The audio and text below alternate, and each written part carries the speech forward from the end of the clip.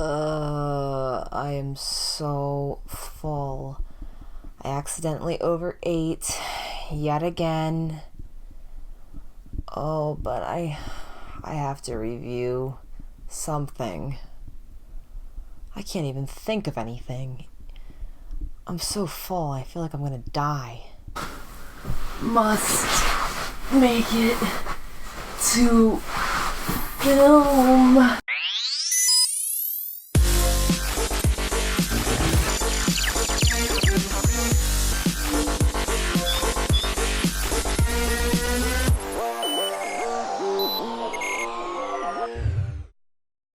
Hey there folks, just hanging out with my friend Porgy here, and what is more in tune with Thanksgiving, aside from the actual thankfulness, but food.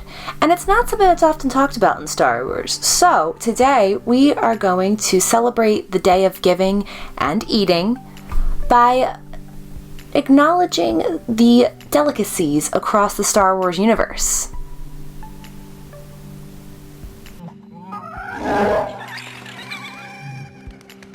Okay, I'm going to be doing a little mixture of canon and legends here because this is a belated Thanksgiving special, so why limit ourselves, right? Also, there's very little actual food on screen, so bear with me. These people barely eat. We've just learned how they use the toilet in The Mandalorian. Kind of. Yeah, and we rarely see them sleep, but we're not here to talk about the self-care habits of our main characters here. We're here to chow down. Starting off with some on-screen grub. One of the first scenes in all of Star Wars is Luke drinking some of that good old-fashioned vitamin D as in Death Star bantha milk, which is blue. It's become so renowned and popular that it's actually a real thing now at Galaxy's Edge in Disney World and Land, along with the grosser alternative, green milk.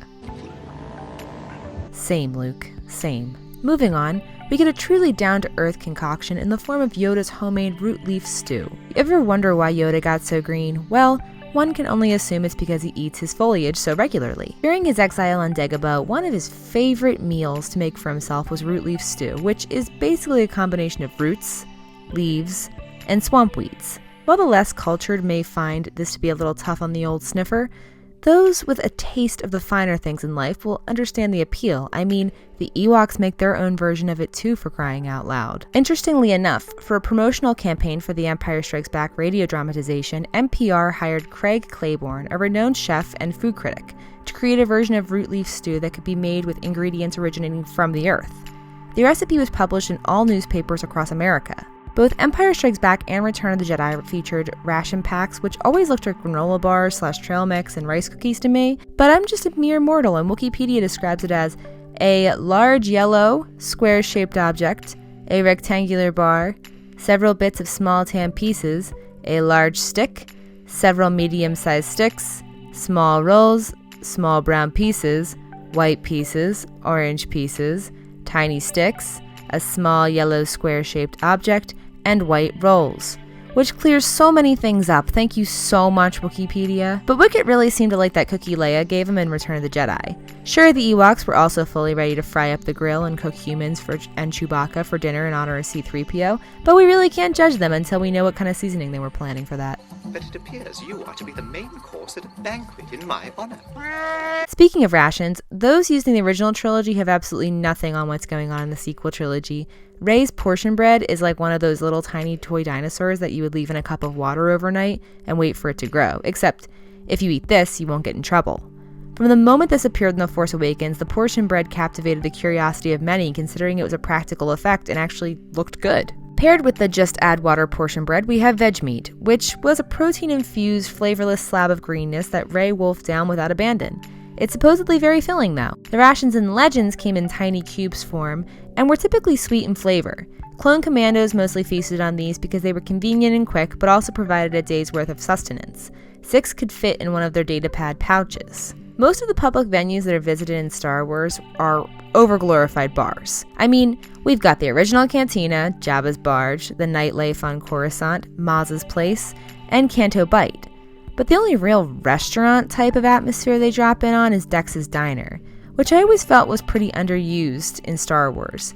Maybe I feel that way because it was the hub location in the original LEGO Star Wars game, but maybe it was the food.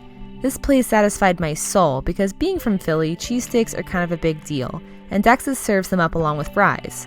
Of course, this is Star Wars and everything has to be difficult, so it's called Nerf steak sandwiches with potato wedges. Attack of the Clones was full of complicated foods, like the space pear that Anakin levitates to Padme. Dex's had a pretty bountiful menu too, which would take far too long to go over, but some highlights are the Basilisk's belly-full hash and the Hungry Hut breakfast sandwich.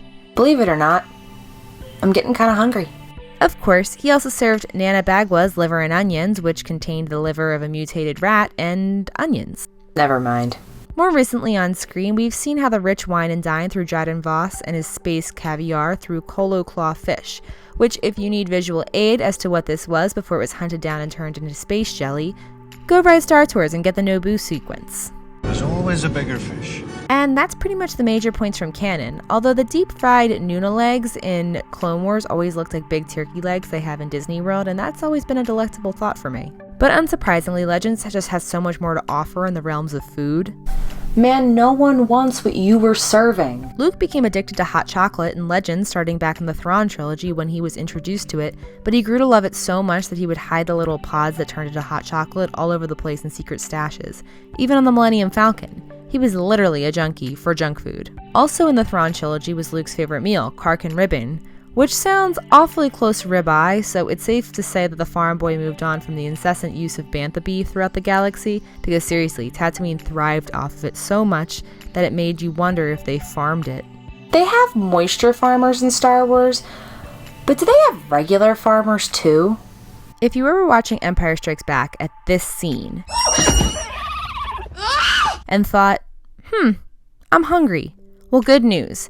Because spiced Minok is a thing thanks to the second Force Unleashed game. Evidently, one stormtrooper tried to eat 50 of these bad boys in one sitting and causes serious problems in the bathroom that night. Not much better than Minox, I'd imagine, are bugs, which Obi-Wan Kenobi agreed, but in a way it all worked out since the Vercupti of Skaza Bolari that they served at the Jedi Temple is what drove him to try Dex's Diner on Coruscant. If you thought I forgot about the little lunch that Aunt Beru made Luke in A New Hope, don't fret, because technically the name was created later. In the Adventures of Starkiller Episode 1, it's gifted the name Bum Bum Extract, and it's apparently mild in flavor, which, you know what, I'll take Yoda's Root Leaf Special over anything with that title. Blawball, which, disgusting in scent, was a coveted delicacy of the Gungans on Naboo and was described as magical, as they became increasingly rare after the invasion of the Trade Federation. Boss Ruger sent Jar Jar to find some, which tripped him up because the entire time Jar Jar thought he was in search of a precious heirloom, he was actually just, looking for the right snack, which sounds incredibly on par for Jar Jar. But I get it, because food is no joke. The Empire, despite relying heavily on rations in both canon and Legends, appreciated some good flavor when they could, aka if they were rich. Frommerian roast quag was that sort of elitist dish, which was essentially incredibly good seasoned meat, but expensive. So when Moff Renquit based his decision of which Star Destroyer would be the flagship of its sector on how well the cook prepared it, that should indicate the severity of how good this was made. It just so happens that the cook, Vimrin Trell, was a rebel spy. Candy was a big part of the holidays in Legends. Whether you celebrated Life Day or Empire Day, the odds were you were eating chocolate in the shape of something or other. Life Days was framed around giving candy to less fortunate kids, while Empire Day consisted of stormtroopers eating other people's candy. Jabba the Hutt is obviously a true critic, considering he eats frogs and only the realists eat live frogs. Spit that out. But one of his favorite dishes was called beetle broth, and while he called it a stew, his chef insisted it was more of a broth. It consisted of both rock and cave beetles, because Jabba is a man of wealth. Despite its dusty terrain, Tatooine was capable of growing fruits, including pica, which used mostly for alcoholic drinks or cakes for local gamblers and smugglers, but Anakin Skywalker took a liking to them as a small boy. Gunning down womp rats was a popular activity for local psychopath Luke Skywalker, but where did those womp rats go when they were fried? Well, into a stew, of course. Wart casserole became a thing in Star Wars Galaxy's multiplayer game when Bren Kingle gave a spacer some. Such a perfectly named meal deserves more than name recognition, though. True repping requires a recipe. Salt 1 small wart dust with mounder flour. Sauté in blue milk until brown. Place in casserole dish. Pour dripping over wart. Add 1 handful, humanized hand, trimpion, 1 pinch Tomo spice, fill casserole with blue milk, cover, bake at medium heat until tender. It serves 1. So double that if you want to make more. Also in the Galaxies game, your prize for completing your final quest was an Eope cream pie. Yup, an Eope. This guy. In pie form. It's unknown whether the cream in the pie is made from the meat or the milk of the Eope or, well, some questions are better left unanswered. Oh, I don't know what happened to Porgy Wicket. Don't tell him. I hope you guys had a fantastic Thanksgiving and happy December. May the force be with you. Have a great day.